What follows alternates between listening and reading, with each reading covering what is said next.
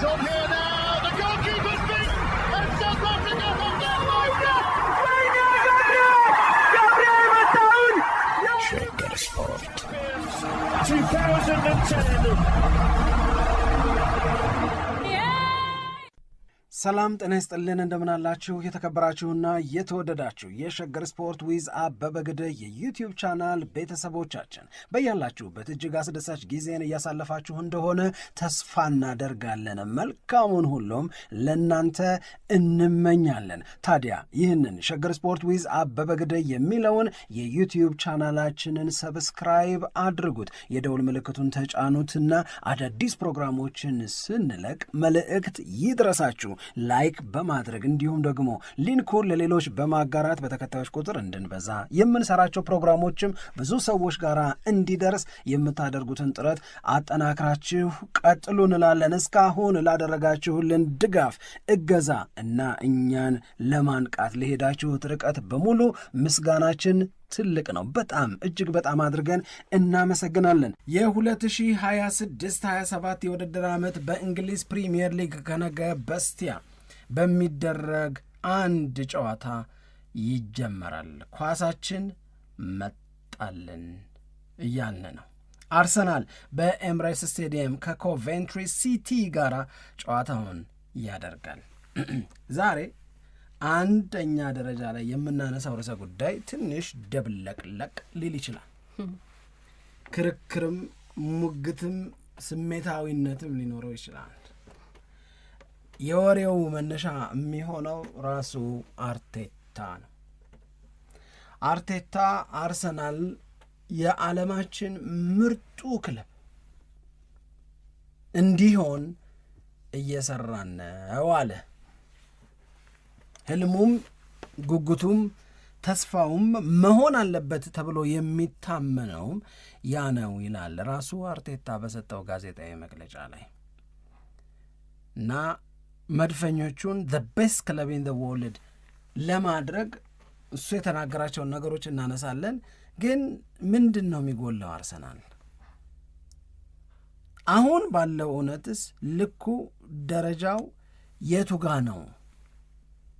የዓለማችንን ቤስት የሚባለው ክለቦች በተርታ ከአንደኛ እስከ 10ኛ እናስቀምጥ ብንል አርሰናልን የቱጋ እናገኘዋለን? አርሰናልን እናገኘዋለንስ ወይ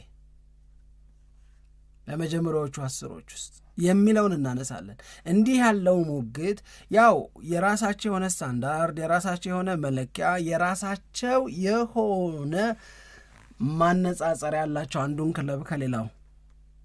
አርቴታ ግን አሁን ነን አላለም። የዓለማችን ምርጡ ቡድን አርሰናል ነው አላለም። አርሰናልን የዓለማችን ምርጡ ቡድን ለማድረግ እየተሰራ ነው። ህልሙ፣ ጉጉቱ እና ጠንካራ የሚባለው ፍላጎት ይህንን ደረጃ አርሰናል እንዲቆናጠጠው ማድረግ ነው። እዛ ላይ ወጥቶ ጉብ እንዲል እነ ማድሪድን ፈንገል እንዲያደርግ ከነሱ እኩል እንዲታይና እንዲጠራ ነው። አርቴታ እዚህ ደረጃ ለመድረስ ምን እንደሚያስፈልግ አውቃለሁ ነው የሚለው። እዚህ ደረጃ ላይ ለመድረስ የዓለማችን ምርጡ ቡድን የሚባለው ክብር ላይ ለመገኘት ቤስት ፋሲሊቲ ያስፈልጋል ይላል። ያ ማለት የምትጫወትበት ስቴዲየም፣ የምትለማመድበት የልምምድ መስሪያ ስፍራ፣ ፋሲሊቲው በሙሉ ከምርጦች ተርታ የሚያሰልፍህ ሊሆን ይገባላል። ሁለተኛው ደጋፊዎች። አንዳንዴ በደጋፊዎቻቸው ጉብዝና፣ በደጋፊዎቻቸው ብዛት፣ በደጋፊዎቻቸው ለክለቦቻቸው ባላቸው ዴዲኬሽን ቁርጠኝነትና የማያባራ ድጋፍ አሰጣጥ ክለቦች ክብር ያገኛሉ። በሜዳ ላይ ጉብዝናቸው የምናደንቃቸውን የምናከብራቸውን ያህል ጎበዞች ናቸው ብለን የምንጠራቸውን ያህል በደጋፊዎቻቸው ትዝ የሚሉን ክለቦች የሉም። ቦሩሲያ ዶርትሙንድ ብልሽ የጉብዝና ጊዜውን በጀርመን ቡንደስሊጋ ያለውን ተፎካካሪነት ምናምን የምታነሺውን ያህል የቦሩሻ ዶርትሙንድ ደጋፊዎች በስቴዲየም ውስጥ የሚፈጥሩትን ድባብ ሳታነሺ ማለፍ ትችላለሽ እንዴ? አትችይማ። ስለዚህ አርቴታ ሁለተኛ ብሎ ያስቀመጠው ነገር ቤስት ሰፖርተርስ ሊኖሩን ይገባል አለ። ቤስት በፒች ውስጥ ወይም በሜዳ ውስጥ ቡድኑ ሲጫወት እሱን በሚሰጡት ማበረታታት ነው። ከዛ በተጨማሪ ግን ፋን ቤዝ በመላው ዓለም የሚኖርሽን ተቀባይነት ማስፋት ያስፈልጋል አለ። ይቀጥላል አርቴታ ዘ ቤስት ስኳድ ሊኖርህ ይገባል። ምርጥ የተጫዋቾች ስብስብ ሊኖርህ ይገባል። ስኳዱ ነው አሁን ይሄ ምርጥ ስብስብ ተብሎ የሚጠራው። ያለዛ አሁን ይሄ የሚባለው የዓለማችን ቤስት ክለብ የመሆን ጉዳይ አስቸጋሪ ነው የሚሆነው መሳካቱ። ይቀጥልና እሱ the best players in the world ያንተም ሊሆኑ ይገባል ይላል። እነዚህን የዘረዘረው የዓለማችን ምርጥ ተጫዋቾች እነማን ናቸው? እነዚህ የዓለማችን ምርጥ የሚባሉ ተጫዋቾች የት አሉ? ይሄ መታየት አለበት። ቡድኖች ባላቸው ወይም ክለቦች በዘንድሮ የውድድር ዓመት ባላቸው የተጫዋቾች የስብስብ ጥንካሬ የቱ ጋ ነኝ? ፋሲሊቲ የምን ይመስላል ከሌሎች ጋር ሲነጻጸር? የደረጃ መለኪያ የሚባለው ውስጥ ነኝ? መደበኛ የሚባለው ውስጥ ስለኝ ወይ? ደጋፊዎችስ እንዴት ናቸው የሚባል መኖር አለበት። ስለዚህ እነዚህ አሁን ተሟልተው ያርሰናል አይደሉ። እነዚህን የማሟላት ስራ ግን እየተሰራ ነው ይላል አርቴታ በነበረው ቃለ ምልልስ ላይ። መድፈኞቹ ከ22 ዓመት በኋላ ለመጀመሪያ ጊዜ የእንግሊዝ ፕሪሚየር ሊግን ዋንጫ አሸነፉ በ2025-26 የውድድር ዓመት። ከዛ በኋላ ይህንን የፕሪሚየር ሊግ አሸናፊነት ለመድገም በተከታታይ የውድድር ዓመት የፕሪሚየር ሊጉን ዋንጫ ያሸነፉ ለመባል ይረዳናል ያሉትን እንደነ ጉሜሬሽ እንደነ ዞሊስ አይነት ተጫዋቾችን ወደ ቡድናቸው አካተዋል። አርቴታ ዝውውሩ እዚህ ላይ ይቆማል ብሎ አያምንም። ሜኒ ሞር ቱ ካም ላይ ነው። ተጨማሪ መድፈኞች ይኖሩናል። በተጨማሪነት ወደ ቡድናችን የምንቀላቀላቸው ተጫዋቾች ይኖራሉ። ስለዚህ አሁንም ኤሊት የሚባሉ ትልልቅ የሚባሉ የዓለማችን ምርጥ የሚባሉ ተጫዋቾችን ታርጌት ማድረጋችንን እንቀጥላለን አለ። እንቀጥላለን የሚለው ቃል የገባው በአርቴታ ቃለ ምልልስ ወቅት ወይም ለቀረበለት ጥያቄ ሲመልስ እንደነ ቪኒ ጁኒየር ያሉ ተጫዋቾችን ታርጌት እያደረገ ሲሳካለት የራሱ ተጫዋቾች እንዲሆኑ እያሳመነ ወይም ለማሳመን ጥረት ማድረጉን ይቀጥላል ማለት ነው። እዛ ጋር አይቆምም። ስለዚህ የክለባችን አምቢሽን፣ የክለባችን ጉጉት፣ የኦውነሮቹን ፍላጎት የነ ጆሽ ክሮንኬ የነ ስታን ክሮንኬ የነሱም ፍላጎት ዘ ቤስት ክለብ ኢን ዘ ወርልድ አርሰናል እንዲሆን ማድረግ ነው አለ። ይህ አርቴታ የተናገረው ነገር ከአሁን እውነት አንጻር እንዴት ይታያል? ዘ ቤስት ክለብ ኢን ዘ ወርልድ ለመሆን ለአርሰናል ምን ያህል ጊዜ ይፈልጋል? ሚዲያዎች ጥንቃቄ ያደርጋል አርሰናልን ሲገልጹ በአርሰናልና በሪያል ማድሪድ መካከል የግድ የተፈጠረ ንጽጽር ነበረ። ቪኒሺየስ ጁኒየር አርሰናልን እንዲቀላቀል አርሰናል ይፈልጋል በተባለ ጊዜ ያኔ አርሰናልን ሲገልጹት ምን ይሉታል? one of the best in the Premier League ይሉታል። the best in the world አይሉትም። ሪያል ማድሪድን ሲሆን ግን the best in the world ይላል። the number one ይሉታል። አንደኛው የዓለማችን ምርጡ ቡድን ሪያል ማድሪድ ነው ይላሉ። አርሰናል ልኬ እዛ ደረጃ መድረስ አለበት ይላል። አይ ቲንክ ይሄ የአርቴታ ሀሳብ ልክም ነው፣ ደስም የሚልም ነው። የአሁኑን እውነት በመቀበልም የሚጀምር ነው። እዛ ደረጃ ለመድረስ ግን ምን ያህል ጊዜ ይፈጅበታል? እዛ ደረጃ ላይ ደርሶ ያሰብኩት ተሳካ፣ ያለምኩት ደረሰ ሐሳቤም ተሟላ መንፈሴም ታደሰ እንዲባል ምን ያህል ጊዜ ይፈጃል? ፋሲሊቲው አሁን ካለበት የበለጠ መዘመን አለበት። ከፋሲሊቲው ሌላ ደጋፊዎች ላይ የሚጠበቀው ነገር፣ ከዛ በተጨማሪ ስኳዱን ይበልጥ እያሳመረና እያጠናከረ አሁን ባለው የሚያምር ስብስብ ላይ የበለጠ እየገነባ ሄዶ መታየት መቻል አለበት። ምርጥ የሚባሉ ተጫዋቾችም የአርሰናልን ማሊያ ሊለብሱ ይገባል። አቬሬጅ ተጫዋቾች አይደሉም ምርጥ የሚባሉ። ስኳዱ በጣም አሪፍ ተደርጎ ቢገነባ ቤስት ስኳድ ካላቸው የአውሮፓ ክለቦች መካከል አንዱም እንኳን ቢሆን ያ ስኳድ ማሸነፍ ደግሞ መቻል አለበት። ሰምታይምስ ቤስት ስኳድ ይዘሽ ሉዝ ታደርጊያለሽ። ስለዚህ በድግግሞሽ ማሸነፍ የሚለው አርቴታ ያልዘረዘረው ግን ሊዘረዘር የሚገባ ነገር አለ ብዬ አምናለሁ። አርቴታ አላለም እሱ። በድግግሞሽ ማሸነፍ ነው ቤስት የሚያደርግሽ። ቤስቱ ፋሲሊቲ ኖሮ ካላሸነፍሽበት፣ ቤስቱ ስኳድ ኖሮ ካላሸነፍሽበት፣ ቤስት ሰፖርተርስ ኖሮች ካላሸነፍሽበት፣ ቤስት ፕሌየርስ ኢን ዘ ወርልድ ያንቺ ሆነው የማታሸንፊ ከሆነ how could you be the best club in the world? እንዴት ልትሆኚ ትችያለሽ? you have to win at the end of the day you have to win። አንዴ አይደለም ሁለቴም አይደለም ሳምሪ፣ በደንብ መደጋገም አለብሽ። እያልሽ ያለሽው የዓለማችን ምርጡ ክለብ መሆን አለብኝ ከሆነ ምርጡ ክለብ ደግሞ ሪያል ማድሪድ ነው ካለ ዓለም ሪያል ማድሪድ የሊጉንም ውድድር ያሸንፋል። ሪያል ማድሪድ የቻምፒዮንስ ሊግም ጉልቤ ነው። አርሰናል ቻምፒዮንስ ሊግን አሸንፎ ያውቃል። ማሸነፍ መጀመር አለበት፣ ግን ከዛም አልፎ የሚያስደጋግም አቅም መገንባት ይኖርበታል። ያኔ ዓለም ወዶ ሳይሆን በግዱ ከዓለማችን ምርጦች ተርታ ስሙን ከፍ አድርጎ ያነሳዋል። ለእኔ ኪው ማሸነፍ ነው፣ ማሸነፍ መቻል ነው። ለእኔ ቁልፉና ወሳኙ ነገር በድግግሞሽ ማሸነፍ መቻል ነው። በየምናምን ዓመት አንዴ አይደል ናው ኤንድ ዜን ቢግ ማች መሆን አለበት። አርሰናልን ማንም ቢገጥመው ማለት ከአርቴታ ሀሳብን እነሳና አሁን ያለውን ሀቅ ዓለም እንዴት ይገልጸዋል የሚለውን እናያለን።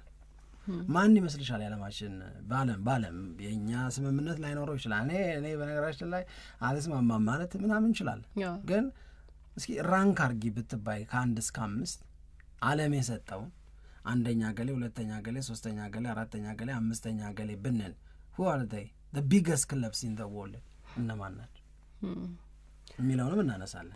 ልክ ነው። አሁን አርቴታ ከዘረዘራቸው አንድ በቃ በዓለማችን ላይ ምርጥ የሚባል ክለብ ሊያሟላው ሊኖረው ይገባል ብሎ የዘረዘራቸው ነገሮች አሉ እና እነዛን ነገሮች የሆነ ክለብ ሙሉ ለሙሉ ያሟላል ወይ? አሁን አይደል አንዳንዶቹ ክለቦች በአንዳንዱ ነገር በጣም ስፔሻላይዝ ያደርጋሉ፣ በአንዳንዱ ነገር ደግሞ ትንሽ ቀረት ሊሉ ይችላሉ። አንዳንዶቹ በሆነ ነገር በጣም የተሻሉ ይሆናሉ። በቃ ብቻ የሆነ ልዩነት ሊፈጠር ይችላል። ለምሳሌ ራሱ አርሰናልን እንኳን እንውሰደው ቢባል በነገራችን ላይ ባለፈው የውድድር ዓመት መጀመሪያ አካባቢ ላይ በፕሪሚየር ሊጉም በሻምፒየንስ ሊጉም አርሰናል በጣም ዶሚኔት እያደረገ ጎል ማግባት አርሰናል ላይ ሌሎች ክለቦች እየተቸገሩ በነበረበት ጊዜ ከተነሱት መነጋገሪያዎች መካከል አንደኛው አሁን በዚህ ሰዓት በአውሮፓ ምርጡ ክለብ አርሰናል ነው አይደለም የሚል ውይይት ነበር። እኛም በዚህ በፕሮግራማችን ላይ በወቅቱ አንስተነው እንደነበር አስታውሳለሁ።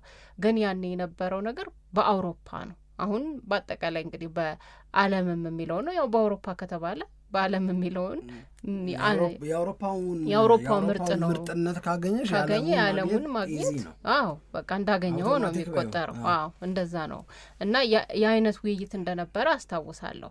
እና አሁን በአርሰናል ቤት ለምሳሌ እንሂድ ቢባል በእነዚህ ነገሮች ላይ ምን ያክል ስራ እየተሰራ እንደሆነ የሚያሳዩ ፍንጮች አሉ። ለምሳሌ አርቴታ አሰልጣኝ ከሆነበት ጊዜ ጀምሮ ከደጋፊዎች ጋር ያለውን ቦንድ ለማጠናከር በጣም ብዙ ስራ መስራቱ ይታወቃል እና አሁን ኤምሬትስ ስቴዲየም በቃ ብዙ የደጋፊዎች ይሄ ድባብ በደንብ ገዝፎ የሚታይበት እየሆነ መጥቷል እና አንድ ትልቅ ተሻሽሏል የሚባለው ነገር ይህንን ቦንድ መፍጠር ነው። በደጋፊዎችና በክለቡ መካከል ያለው ቁርኝት በጣም ጠንካራ እንዲሆን አርሰናል ተሸነፈም አልተሸነፈም በዛ ሂደት ውስጥ ሁልጊዜም አብረውት የሚቆሙ ደጋፊዎች እንዲኖሩ ማድረግ እና ተጋጣሚዎች ደግሞ ወደ ኤምሬትስ ስቴዲየም ሲመጡ አስፈሪነት እንዲኖረው ማድረግ ላይ በደንብ እየተሰራ እንደሆነ ይታየኛል። እኔ እዛ ደረጃ ላይ ደርሷል ወይ የሚለው ላይ ትንሽ ጥያቄ ልናነሳ እንችላለን። አሁን ሌሎች ክለቦች ወደ አርሰናል ሜዳ ሲሄዱ የፍርሃት ስሜታቸው ወደ አንፊልድ እንደሚሄዱት ነው፣ ወደ ኦልድ ትራፎርድ እንደሚሄዱት ነው፣ ወደ ኒውካስትል ሜዳ ሲሄዱ እንደሚነው እንደዛ ነው ስሜቱ የሚሰማቸው የሚለው ላይ እዛ ጋር ጥያቄ ሊኖር ይችላል። ግን ትልቅ ስራ እዛ ጋር መሰራቱን እና ያ ነገር መጀመሩን እና የሚቀጥል መሆኑንም ደግሞ የሚያሳዩ ነገሮች እንዳሉ በደንብ የምንረዳ ይመስለኛል። ከዛ ደግሞ ያው ይሄ ስኳዱን በደንብ ለማጠናከር የሚደረገው ጥረትም አለ። ይሄ ስኳዱ ሰፊ ነው። አርሰናል ግን ይሄ ቤስት በሚባሉት በቃ በዓለም አለ የሚባል ተጫዋች በአርሰናል ቤት አንድ አለ ወይ የሚለው ላይ ደግሞ አንድ ትልቅ ጥያቄ የሚነሳ ይመስለኛል። የባለፈው የቪኒሲየስ ጁኒየር የዝውውር ጉዳይ አርሰናልን በጣም ከፍ ያደርገዋል የሚባለው አንዱም ነገር በሜዳ ላይ በሚሰጠው አገልግሎት ብቻ እኮ አይደለም። በዓለማችን ላይ በቃ አለ የተባለ ተጫዋች በቡድን ውስጥ መኖር በራሱ የሚፈጥረው ሌላ የግዝፈት ስሜት እንዳለ ሁላችንም የምናውቀው ነገር ነው። ስለዚህ ከጎሉ ከአሲስቱ ከዛ በተጨማሪ ደግሞ እንዲህ አይነት ነገሮችንም አብሮ የክለቡን ስታተስ ከፍ በማድረግም ረገድ የራሱን አስተዋጽኦ ስለሚኖረው በዛ መልክ ይታያል ብዬ ነው እምወስደው እና በነገሮቹ ላይ ስራዎች እየተሰሩ መሆኑን አርቴታም እንደተናገረው በደንብ እያየነው ነው። ትልቁ ቁም ነገር እሱም የተናገረው አሁን በዓለማችን ላይ በቃ ያለው ቤስት ክለብ እኛ ነን አይደለም ያለው፣ ወደዛ ደረጃ ላይ ለመድረስ መስራት አለብን እና ያንን እየሰራን ነው፣ ስራውን ጀምረነዋል የሚለው ነው።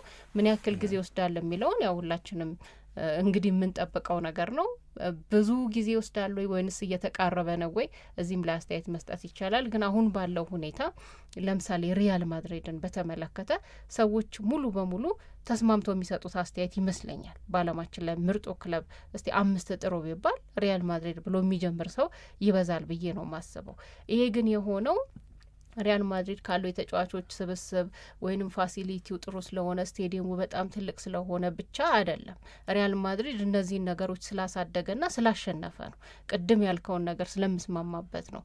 በዚህ አይነት ሁኔታ ውስጥ ሆኖ ሪያል ማድሪድ የማያሸንፍ ዋንጫ የማያነሳ በሻምፒየንስ ሊግ ላይ በቃ በየጊዜው የሆነ ደረጃ ላይ እየደረሰ ከውድድሩ የሚወጣ ቢሆን ኖሮ ሪያል ማድሪድ እኮ ስብስቡ አሪፍ ነው፣ ስቴዲየሙ እንዴት ጥሩ ነው ምናምን የሚል አስተያየት ነው እንጂ የሚሰጠው ቤስት ክለብ ነው ብሎ ለመናገር ግን የሚቻል አይመስለኝም። ስለዚህ ቁልፉ ነገር ያለውን ነገር ወደ ውጤት መቀየር ላይ ወደ አሸናፊነት ማምጣት ላይ መሆኑን ሁላችንም እንስማማለን። ለዛ ነው ለባየር ሚዩኒክም ለባርሴሎናም ሰዎች በጣም በቃ በትልቅ ደረጃ መጠራት የሚገባቸው ክለቦች ናቸው ብለው የሚያምኑትና አስተያየት የሚሰጡት ብዬ ነው የምረዳው። አው ይሄ የእውነት ለመናገር በአንድ ጊዜ የሚሳካም አቺቭመንት አይደለም፣ ድግግሞሽ ይፈልጋል ያልነው። ያው ድግግሞሽ የሚለው ቃል ውስጥ በተከታታይ ዓመታት የሚታይ ጥንካሬ እና በተከታታይ ዓመታት በሚታይ ጎልቶ መውጣት ላይ ነው ያ ክብር የሚገኘው።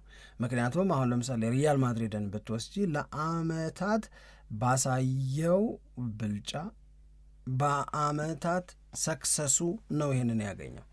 ፋን ቤዝም ብቲ በቤስ ስኳድም ብቲ ቤስ ፕሌየሮች በሙሉ ተጠቅልለው ለሪያል ማድሪድ መጫወት መፈለጋቸው ውስጥ ብቲ የሪያል ማድሪድን ማሊያ ሳይለብስ ማለፍ የማይፈልግ ተጫዋች የለም ተብሎ እስኪነገር ድረስ ይሄንን ተቀባይነት ያገኘው በአንዴ አይደለም። ስለዚህ እዛ ተርታ ላይ ለመግባት እኔ አርሰናል በትክክል እና በጣም ምርጥ በሚባል ሁኔታ መስመር ውስጥ ገብቷል። ቦታውን ይዞታል፣ አውቆታል፣ ስራውን ጀምሮታል። ይህንን አጠናክሮ ሳይስተጓጎል ማስኬድ ግን ያስፈልጋል። ይሄ ሳይስተጓጎል እንዲሄድ ለማድረግ አርሰናል በዚህ ክረምት በእኔ እምነት ሊሰራ ይገባቸው የነበሩት ስራዎች በተለያየ ምክንያት ሳይሰሩ ቀርተዋል። አንዱ የስራውን አጠንክሮ መያዣ እና በጣምም ተገቢው ጊዜ ዘንድሮ ነበረ ብዬ ነው የማምነው። ስለዚህ ቪኒ ጁኒየርን እንደማያገኙት ሲያስቡ ሞርጋን ሮጀርስ ሊያልፋቸው አይገባም ነበረ። ሞርጋን ሮጀርስን እንደማያገኙ ካሰቡ ሌሎች አማራጮችን እነ ሁሊያን አልቫሬዝን መውሰድ የሚችሉበትን አቅም መፍጠር መቻል ነበረባቸው። ማሳመን አለባቸው። ፑሽ ማድረግ መቻል አለባቸው። ጫና ማሳደር መቻል አለባቸው። ሄነሪ እንደሚለው ነው ያሉትን ተጫዋቾች ሸኝቶ አዳዲሶቹን ተጫዋቾች ለማምጣት አይደለም መሞከር ያለበት፣ ባሉሽ ጎበዞች ላይ ከነሱ የሚበልጡ ጎበዞች ማምጣት ነው ታላቅነትን ሊወልድ የሚችለው ይላል ሄነሪ። ይህንን ሀሳብ የሰጠው ቪክቶር ዮኬሬስን ሰጥተው ሁሊያን አልቫሬዝን ለመውሰድ አይነት ሀሳብ ሲንሸራሸር ነው አየሩ ላይ ይህንን የተናገረው። ስኳዱን አሁን እውነት እንነጋገር ከተባለ በእያንዳንዱ መጫወቻ ቦታ ላይ አርሰናል በጣም ጥሩ ተጫዋቾች አሉ፣ በእያንዳንዱ መጫወቻ ቦታ ላይ። ነገር ግን እነዚህ ያሉ ተጫዋቾች አሁን ካለው በላይ መሆን አልነበረባቸውም ወይ? አሁን ካለው በላይ ሊሆኑ አይገባም ነበር ወይ? ከሪያል ማድሪድ ጋራ፣ ከባርሴሎና ጋራ፣ ከነ ፒኤስጂ ጋራ፣ ከነ ባየር ሚዩኒክ ጋራ ኮምፒት ሊያደርግ የሚያስችለውን ጥንካሬ ለመፍጠር የነበረው ጥሩ ጊዜ አሁን ነው ብዬ ነው ማምነው እና አምቢሽናቸው በጣም ደስ ይላል እውነት ለመናገር እዛ ለመድረስ የሚሉት ማለት ነው። እዛ ለመድረስ የሚባልላቸው ግን እነማን ናቸው? በነገራችን ላይ ያንን ከማንሳቴ በፊት አርቴታ የተናገረው አንድ ነገር አለ። አሁን ሁሉም ሰው ቀሎት ይለዋል ጠያቂ። ሁሉም ሰው ቀሎት የ2026/27 የውድድር ዓመትን የእንግሊዝ ፕሪሚየር ሊግን ዋንጫ ማን ያነሳል ሲባል አርሰናል ነው የሚለው። የሁሉም ፌቨራይቶች ናቸው አሉ የሁሉም። እና what does this mean to you? ለአንተ ይህ ምን ማለት? ሁሉም አርሰናል ነው ካስባልሽ ማሳመን ጀምረሻል ማለት ነው። ስትደግሚውስ ስትሰልሺውስ ለአራተኛ ጊዜ ምናምን ሲሆንስ ታላቅነት እንደዚህ ነው የሚገነባው። ሌላ ነገር እኮ አይደለም።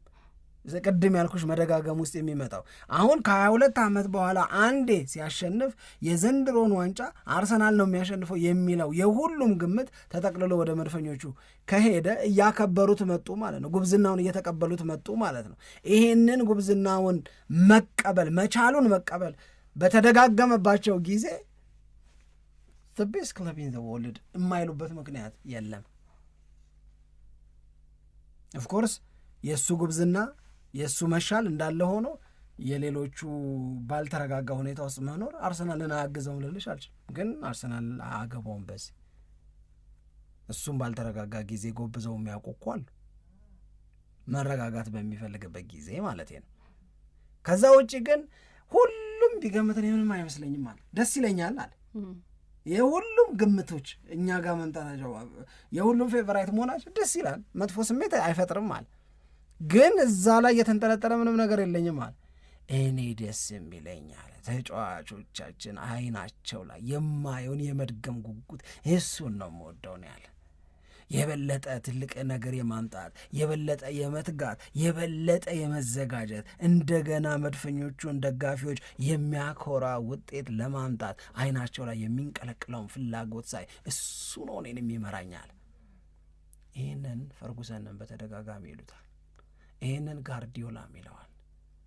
ሲዝኑ ሲጀመር ዘንድሮ ዋንጫ እናሸንፋለን ወይስ የሚለውን የምገመግመው ከደጅ በሚሰጡ አስተያየቶች አይደለም ይላሉ። እዚያ አትሌቲክ ላይ አውጥተውታል። ፈርጉሰን የሚለውን አርቴታ አላል፣ ጋርዲዮላ የሚለውን አርቴታ አላል። የተጫዋቾቻቸውን አይን አይተው ይገባቸዋል የተጫዋቾቻቸው ዝግጁነት። አርቴታ ገብቶኛል እያለን አይናቸው ውስጥ ደስ የሚል ስሜት አላል። ቶሎ ማሸነፍ፣ ቶሎ እንደገና ደጅ የሚያስወጣ ድል ለደጋፊዎቹ መስጠት ደስ ይላል። በቃ እዛ ጋር ያለው የተጫዋቾቹ ይሄንን ነው እኔ የምወደው አለ። ይሄንን ነው እኔ በጣም የምመካበት። ከደጅ ያሉ ሰዎች የሚሰጡት አስተያየት፣ የሚሰጡት ትችት፣ የሚሰጡት ይሆንላቸዋልም አይሆንላቸውምም ቢሆን ግድ የለኝም አለ። ተጫዋቾቼ ጋር መሰናክል ግን የለም አለ። በቃ እንዲህ ደስ እንደሚል ልነግራቸው አልችልም አለ። ማን ነው ይሄንን የሚለው? አርቴታ ነው የሚለው። ይሄንን ካነሳም በኋላ አሁን ከረንትሊ በምንድን ነው የክለቦች የዓለም ምርጥነት ክብር የሚገኘው አርሰናልስ ቦታውና ልኩ የቱ ጋ ነው? ከዚህ አንስቶ እዚህ ያደረሰው ለመባልም ስለሚረዳ እሱን እንጠቅሰዋል። አንደኛው ግሎባል ፖፑላሪቲው ምን ያህል ነው የሚል ይታያል አሉ። ሁለተኛው ክለብ ቫሊዩ የሚባለው ይታያል አሉ። ለምሳሌ ሪያል ማድሪድን እና ባርሴሎናን ብትወስጂው ባርሴሎና 7.5 ቢሊየን ፓውንድ ያወጣል ዶላር ያወጣል ይሉ፣ ማን ዩናይትድ 7.2 ቢሊየን ያወጣል ይሉሻል። ሊቨርፑል 6.2 ቢሊየን፣ ባየር ሚዩኒክ 5.8 ቢሊየን ያወጣል ይልሻል። እንደዚህ የክለቡ ቫሊዩ ስንት ነው የሚለው ይታያል። ከዛ ፉትቦል ሄሪቴጅ የሚሉታል። ፉትቦል ሄሪቴጅ ማለት ግሎባል ፋን ቤዝሽ ምን ያህል ነው፣ አይኮኒክ ፕሌየሮች ምን ያህል አሉሽ፣ የፉትቦል አይደንቲቲሽ እንዴት ነው። አሁን የባርሴሎናን አጫወት እንላለን ሰፈር ውስጥ እንኳን እንደ ባርሴሎና ነው የጫወት ትቆጥ ያለሽ የባርሴሎና የአጫወት መንገድ ገብቶን መለያው ሆኖ ማለት ነው። እንደዛ አይነት ነገሮችሽ ምን ያህል ናቸው፣ ራይቫለሪሽ ላይ ያለሽ ጉብዝና ምንድን ነው የሚለው እና ሪሰንት ፉትቦል ሰክሰስሽ ምን ይመስላል የሚለው ነው። ዞሮ ዞሮ the biggest club in the world ራንኪንግ ላይ ሪያል ማድሪድ አንደኛ ነው። የወርቁ ሜዳሊያ ለሱ ነው ማለት ነው። እና እዚህ ደረጃ ላይ ለመድረሱ በዋናነት ዩሮፒያን ሰክሰስ ፕላስ ግሎባል ሪችነስ ከዛ በተጨማሪ ደግሞ ፕሪስቴጁ ነው አሉ። ቅድም እንዳልሹም ሁሉም ክለብ ሁሉንም መለኪያዎች አያሟላም፣ ግን በንጽጽር ከሌሎች መሻሉ አንደኛ ያደርገዋል። ሁለተኛው ባርሴሎና ነው። ባርሴሎና ግሎባል ፎሎዊንግ ሂስትሪው እና የፉትቦል አይደንቲቲው ይሄንን ክብር አስገኝቶለታል ተብሎ ነው እየተገለጸ ያለው። ሶስተኛው ማን ነው? አሁንም ድረስ ማንቸስተር ዩናይትድ ከሪያል ማድሪድ እና ከባርሴሎና ቀጥሎ ማን ዩናይትድ ነው። ሲገልጸው ምን ይለዋል? ሂውጅ ይለዋል። ወርልድ ዋይድ ፋን ቤዝ አለው ይላል። ማን ዩናይትድ ሂስቶሪካል ዶሚናንስ አለው ይልሻል። በአንዴም እንደማይገነባው በአንዴም አይፈረስም አይደል? በአንዴም አይፈረስም፣ በተወሰኑ ዓመታት ማቃትም አያወርዱሽም ማለት ነው። በአንዴም አይገነባም በአንዴም አይፈረስም የሚለው በዚህ ነው ሄደው። አራተኛ ሊቨርፑል፣ አምስተኛ ባየር ሚዩኒክ፣ ስድስተኛ ማን ሲቲ፣ ሰባተኛ ኤሲ ሚላን። ማን ሲቲ አሁን እንግዲህ አስቢው አሁን በምንም ታምር እኔ ከተወሰኑ ጊዜያቶች በፊት ብጠየቅ ከአርሰናል በላይ አላስቀምጠውም ነበር ማንቸስተር ሲቲ። ግን ሪሰንት ዶሚናንሱን የት ታደርጊዋል? ሪሰንትሊ ሃይሊ ዶሚኔት አደረገ። ከዛ ኤሲ ሚላን፣ ከዛ ዩቬንቱስ፣ ከዛ አርሰናል አስረኛ ይመጣል። ከዚህ አንስቶ ወደ ላይ መውሰድ ነው የአርሰናል ባለቤቶች፣ የአርሰናል አሰልጣኝ እና የአርሰናል ዳይሬክተር በዋናነት ታርጌት አድርገው እየሰሩ ያሉት። ደስ ይላል። ግን በምን ፍጥነት በምን ያህል ቶሎነት ይሳካል ነው።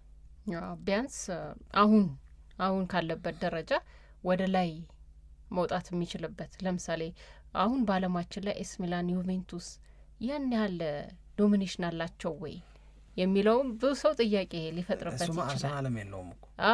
አይ ችግሩ እኮ እሱ ነው። አርሰናል የለውም። አርሰናል ከ22 ዓመት በኋላ ዋንጫ የበላው 2025/26 ነው። ቻምፒዮንስ ሊግ ምናምን የምትይው ላይ የለበትም አይደለም። ዋንጫ መብላት ፋይናሊስትም የሆነው በ20 ዓመት አንዴ ነው።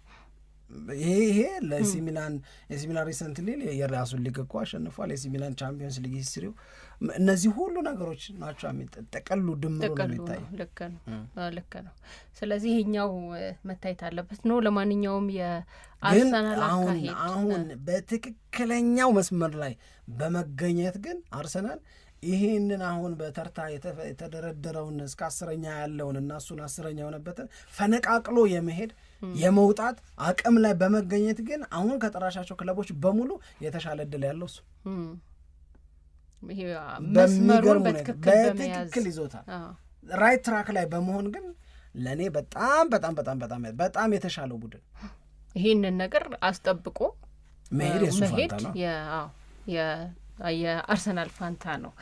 እሺ፣ ስለዚህ የአርቴታ ከነበረው ቃለ ምልልስ ላይ በጣም ብዙ ትኩረት የወሰደውን እና አሁን በምን ጉዳይ ላይ ትኩረት ሰጥተው እየሰሩ እንደሆነ የገለጸበትን አስተያየት ነው ስናቀርብና ውይይት ስናደርግ የቆየ ነው። አድማጮች በዚህ ላይ የእናንተንም አስተያየት እንጠብቃለን። ሸገር ስፖርት ዊዝ አበበ ግደይ በተሰኘው የዩቲዩብ ቻናላችን ላይ ኮሜንት አድርጉልን። በያላችሁበት መልካም ጊዜ እንዲሆንላችሁ እንመኛለን። እንመለሳለን።